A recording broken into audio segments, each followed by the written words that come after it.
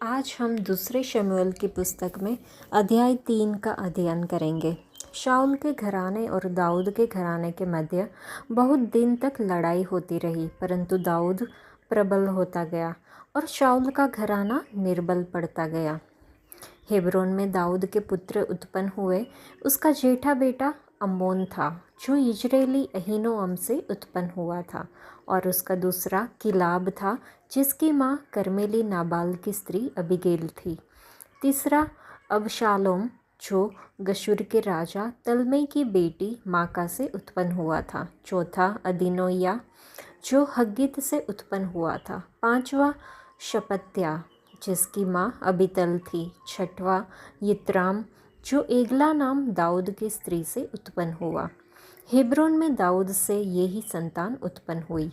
जब शाऊल और दाऊद दोनों के घरानों के मध्य लड़ाई हो रही थी, तब अब्नेर शाऊल के घराने की सहायता में बल बढ़ाता गया।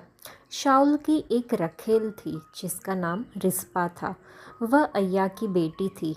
और इशबोशेत ने अब्नेर से पूछा, तू मेरे पिता की रखेल के पास क्यों गया? इशबोशेत की बातों के कारण अब्नेर अति क्रोधित होकर कहने लगा, क्या मैं यहूदा के कुत्ते का सिर हूँ? आज तक मैं तेरे पिता शाऊल के घराने और उसके भाइयों और मित्रों को प्रीति दिखाता आया हूँ, और तुझे दाऊद के हाथ में पड़ने नहीं दिया। फिर तू अब मुझ पर उस स्त्री के विषय में दोष लगाता है।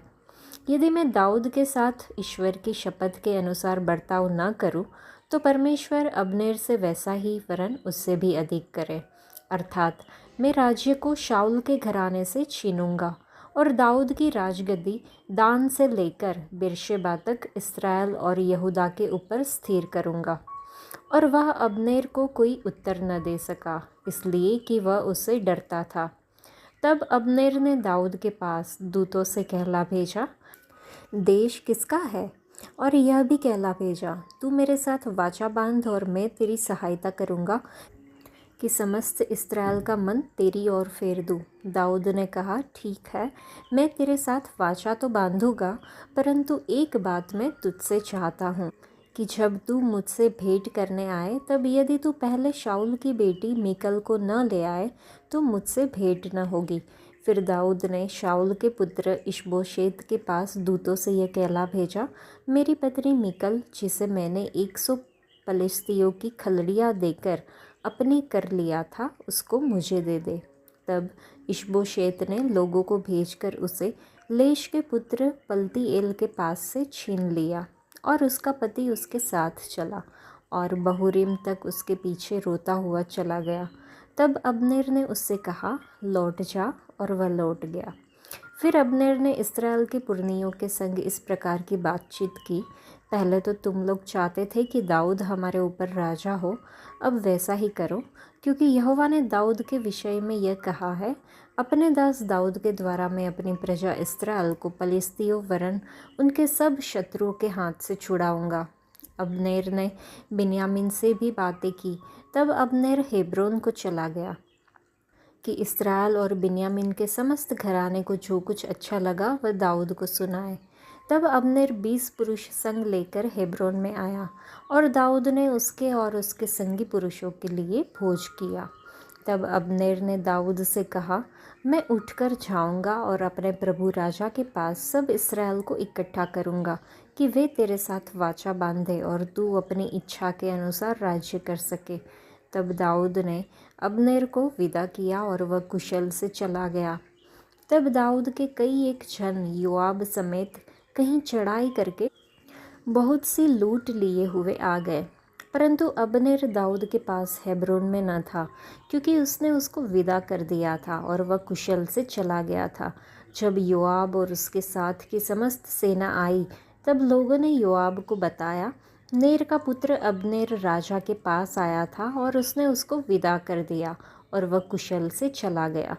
तब योआब ने राजा के पास जाकर कहा, तूने यह क्या किया है? अब्नेर जो तेरे पास आया था, तो क्या कारण है कि तूने उसको जाने दिया और वह चला गया है? तू नेर के पुत्र अब्नेर को जानता होगा कि वह तुझे धोखा देने और तेरे आने जाने और सारे काम का भेद लेने आया था।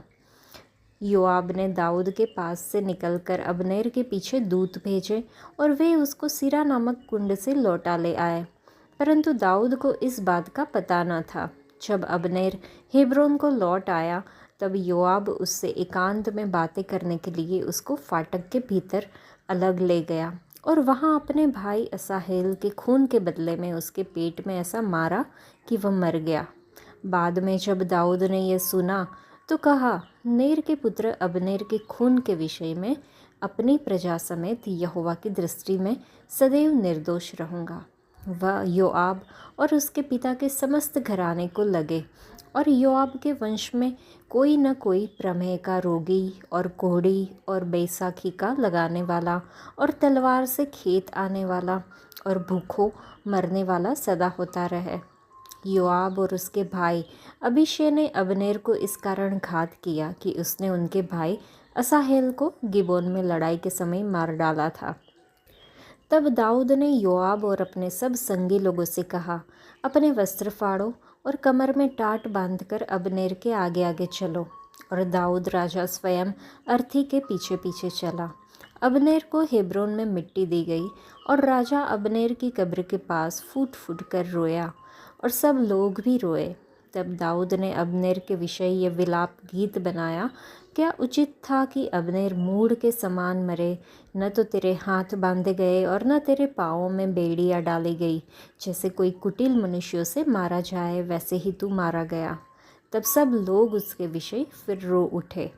तब सब लोग दिन रहते दाऊद को रोटी खिलाने आए, परंतु दाऊद ने शपथ खाकर कहा, यदि मैं सूर्य के अस्त होने से पहले रोटी या कोई वस्तु खाऊं तो परमेश्वर मुझसे ऐसा ही वरन इससे भी अधिक करे। सब लोगों ने इस पर विचार किया और इससे प्रसन्न हुए। वैसे भी जो कुछ राजा करता था उससे सब लोग प्रसन्न होते थे। अतः उन सब लोगों ने वरन समस्त इस्राएल ने भी उस दिन जान लिया कि नेर के पुत्र अबनेर का घात किया जाना राजा की ओर से नहीं था। तब राजा ने अपने कर्मचारियों से कहा, क्या तुम लोग नहीं जानते कि इस्राएल में आज के दिन एक प्रधान और प्रतापी मनुष्य मरा है? और यद्यपि मैं अभिषिक्त राजा हूँ तो भी आज निर्बल हूँ और वे सरूयाह के पुत्र मुझसे अधिक प्रचंड है। परंतु यहोवा बुराई करने वाले को उसकी बुराई के अनुसार ही बदला दे। इस अध्याय में हमने देखा हेब्रोन में दाऊद के 7 वर्षों के शासनकाल के दौरान उसकी पत्नियों और पुत्रों की संख्या बढ़ गई। हालांकि उसके बहुपत्नीत्व के कारण बाद के दिनों में उसे समस्याओं का सामना करना पड़ा। इसी बीच शाऊल के सेनापति अबनेर शाऊल के पुत्र इशबोशेत के अधीन शाऊल के परिवार पर अपनी पकड़ मजबूत कर रहा था। शाऊल की शाही उपपत्नी रिस्पा के मामले को लेकर इशबोशेत ने अबनेर पर राजद्रोह और अनैतिकता का आरोप लगाया। अबनेर इस आरोप पर बहुत ही क्रोधित हुआ और उसने शपथ ली कि परमेश्वर ने जो शपथ ली थी शाऊल के परिवार से राज्य को हटाने और पूरे इस्राएल पर दाऊद का शासन स्थापित करने की, उसे वह पूरा करेगा। अबनेर ने दाऊद के पास संदेश भेजा कि क्या वह उसके साथ समझौता करने के लिए तैयार है। दाऊद ने यह शर्त रखी कि वह शाऊल की बेटी मिकल को वापस लाए, जिससे उसने पहले विवाह किया था। यह विवाह शाऊल ने जानबूझकर दाऊद को नष्ट करने के उद्देश्य से किया था। दाऊद यह दिखाना चाहता था कि वह शाऊल के परिवार के प्रति कोई कटुता नहीं रखता और संभवतः इस कदम में शाऊल के दामाद के रूप में वह सिंहासन पर अपना दावा मजबूत कर सके। अबनेर ने यह मांग पूरी की और दाऊद का समर्थन किया। आगे हमने देखा कि अबनेर ने इस्राएल के बुजुर्गों से बात की और कहा कि पहले आपने दाऊद को राजा बनाने की इच्छा प्रकट की थी तो अब वही करे, क्योंकि यहोवा ने दाऊद के बारे में कहा है कि मेरे सेवक दाऊद के द्वारा मैं अपने इस्राएली लोगों को पलिश्तियों और उनके सभी शत्रुओं से छुड़ाऊंगा। अबनेर ने बिन्यामीन के साथ भी यह बात कही और जो भी बात इस्राएल और बिन्यामीन के लोगों को अच्छी लगी उसे दाऊद के पास बताने के लिए वह हेब्रोन गया। दाऊद ने उसे स्वीकार किया, उसके साथ भोज किया और शांति से उसे विदा किया। दाऊद ने इस प्रकार अपने पूर्व विरोधी के प्रति समझदारी और उदारता का प्रदर्शन किया। जब योआब को अब्नेर और दाऊद के बीच हुए समझौते का पता चला तो वह चिंतित हो गया कि अब्नेर धोखेबाज और गद्दार है, जो शाऊल के पुत्र इशबोशेत के लिए काम कर रहा था। अब्नेर ने आत्मरक्षा में असाहेल को मार दिया था, लेकिन योआब अपने भाई असाहेल की मृत्यु का बदला लेना चाहता था। योआब को अब्नेर से खतरा भी महसूस हुआ होगा, क्योंकि वह एक अनुभवी सैनिक था और दाऊद के सेनापति के रूप में उसकी जगह ले सकता था। योआब ने अब्नेर को हेब्रोन के द्वार के बाहर धोखे से मार डाला, जो कि एक शरण स्थल था। ये ठंडे दिमाग से की गई हत्या दाऊद के शासन को क्रूरता के लिए बदनाम कर सकती थी और बाकी इस्राएल को अपनी ओर करना कठिन बना देती। दाऊद ने योआब को शाप दिया और अब्नेर की मृत्यु पर शोक व्यक्त किया। दाऊद ने यह माना कि बदला लेना परमेश्वर का काम है और सरूयाह के पुत्र को नियंत्रित करना उसके लिए कठिन हो गया था। ये पूरी घटना बहुत ही उलझी हुई थी और दाऊद के राज्य में ये पहली या आखिरी गड़बड़ी नहीं होगी। चलिए हम यह सुनिश्चित करें कि हम किस पर भरोसा कर रहे हैं। यह आवश्यक नहीं कि हर कोई हमारे जैसे अच्छे इरादे रखते हो। दाऊद को उसकी कई पत्नियों के कारण दुख हुआ। बहुपत्नीत्व उस समय राजाओं के लिए एक स्वीकृत प्रथा थी, हालांकि परमेश्वर ने इसके लिए चेतावनी दी थी। दुर्भाग्यवश दाऊद के पत्नियों से उत्पन्न हुए पुत्रों ने उसके लिए बड़ी समस्या पैदा कर दी। पहले तो बलात्कार, हत्या, विद्रोह, अहंकार और लालच, ये सब सौतेले भाइयों के बीच ईर्ष्या भरी प्रतिस्पर्धा का परिणाम था।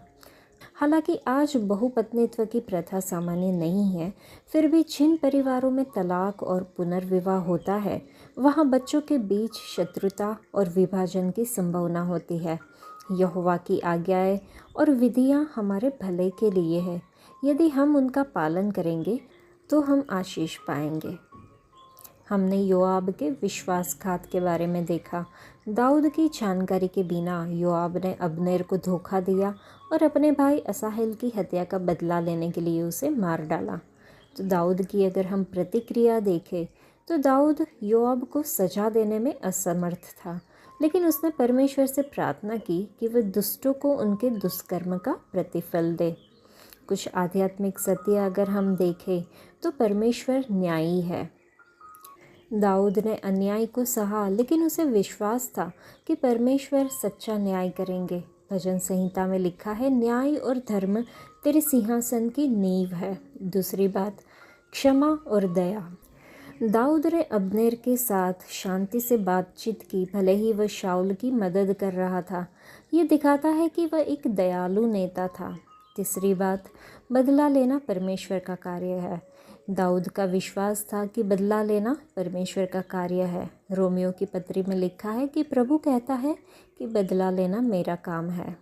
चौथी बात, पाप का प्रतिफल। भजन संहिता में हम 37वें भजन में देख सकते हैं कि दुष्टों का अंत विनाश है। पांचवी बात, न्याय की गारंटी हमें मिलती है। दूसरे कुरिन्थियों की पत्री में 5वें अध्याय में लिखा है कि हर एक को, चाहे भला हो या बुरा, अपने कर्मों के अनुसार ख्रिस्त के न्यायासन के सामने प्रस्तुत होना होगा। और रोमियो की पत्री में 8वें अध्याय में हम देख पाएंगे कि क्या हम आत्मा के अनुसार जीवन जी रहे हैं, ताकि हमें ख्रिस्त में कोई दंड ना हो। आज के लिए इतना ही। परमेश्वर आप सबको आशीष दे। धन्यवाद।